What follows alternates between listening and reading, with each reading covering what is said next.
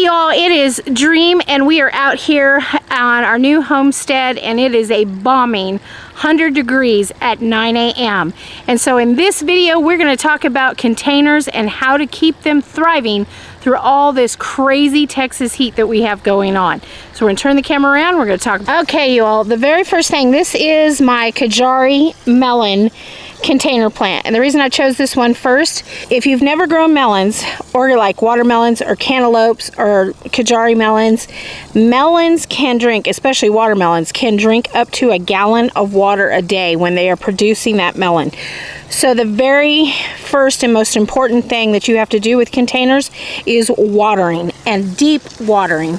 You don't want to get up here on these leaves because you're just going to cause sun damage and sun scald from the water that, you know, see how it has these droplets now? And as the water dries, it'll burn that leaf. So we're going to water deep every day. Try to get out here before 10 a.m. if you can, and water only at the roots. We're going to deep water every day at the roots. Now I will stand here probably about 3 minutes because these take a lot of water to get through this heat. And then as you can see, we have a nice thick layer of mulch around on these Kajari melons in all of these containers.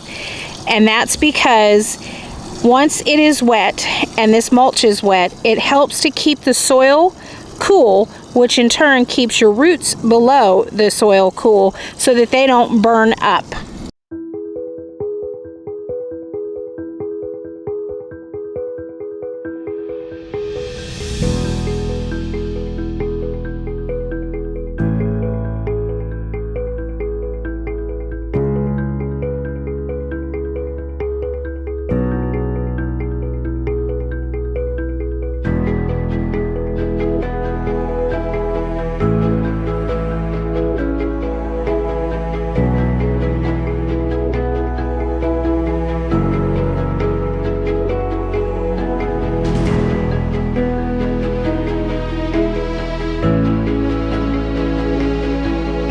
Alright, I wanted to get a little closer and show you all the melons that are on the midget and the Kajari melons.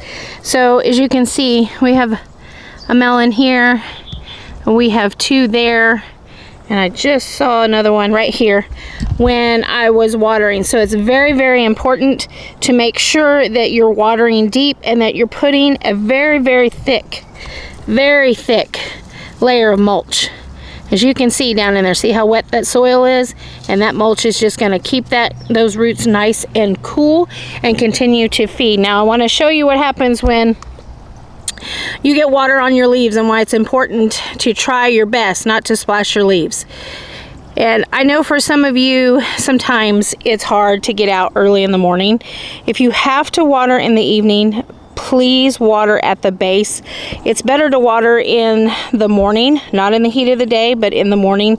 So that allows those roots to really soak up that water when you're doing it. Another thing I want you all to be doing is in your containers is fertilizing your containers.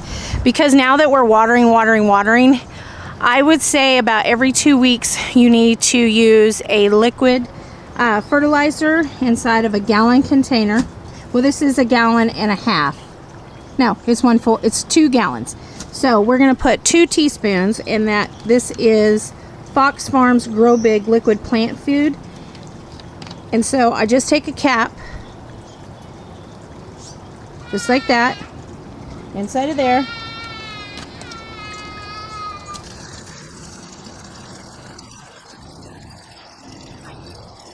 So all of the bags that you see all the way down are 10-gallon bags. So between 4 10-gallon bags, I'm going to split that 2-gallon container of fertilizer.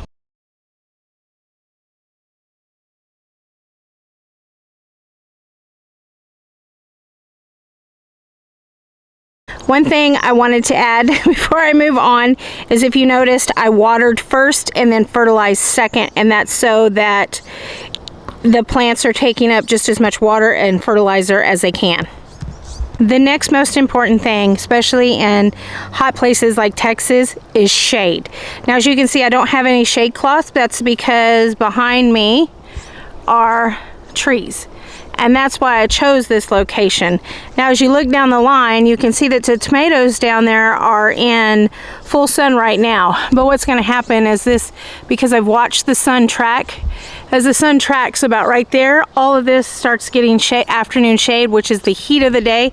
And that's what you want for optimal protection in this heat, especially with any kind of grow bags or container gardening. If you all follow those steps, deep watering every day, try to be out there before 10 a.m., deep water, cover the base of the plant with a good heavy mulch. I don't recommend a thick, heavy wood mulch. I just don't think they work well in containers. What I use in my containers is the bedding for chickens that you get at Tractor and Supply. It works beautifully, breaks down really quickly. The other thing is, once you start watering every day in your containers, you're going to have to fertilize.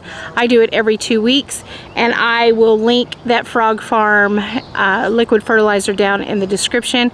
It'll be part of my Amazon store, and you can go and purchase it there if you so desire. You can also use a liquid fish emulsion. Just make sure you're doing something that is a liquid that gets to those roots quick and fast. Slow release fertilizers work great, but they're just that. They are slow release, and when you are watering, that slow release is not releasing fast enough, and then before you know it, everything is dissolved and you don't have any fertilizer in the bag anymore.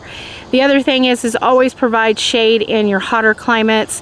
You know, these plants being in 105 degrees, thankfully these plants are not in 105 degrees all day long. They have enough shade that keeps them cool, plus with the mulch on the bottom keeps the water, or keeps the soil cool, which keeps the roots cool. So if you follow those steps, I promise you your containers will thrive and survive this very hot temperatures that we're having here in Texas.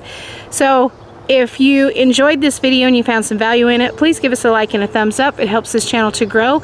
Also consider subscribing, because very soon we will be harvesting out of these bags, and I would hate for you to miss that journey as we take it together. If you'd like to see more container videos, please look right here or above. I'll have the playlist up there, and you can go and you can see all the container videos in the beginning of this trip. Till I see you in the next video, you all take care of yourselves. You keep your heads up. More importantly, you keep yourselves cool, and you keep growing. Bye-bye, y'all.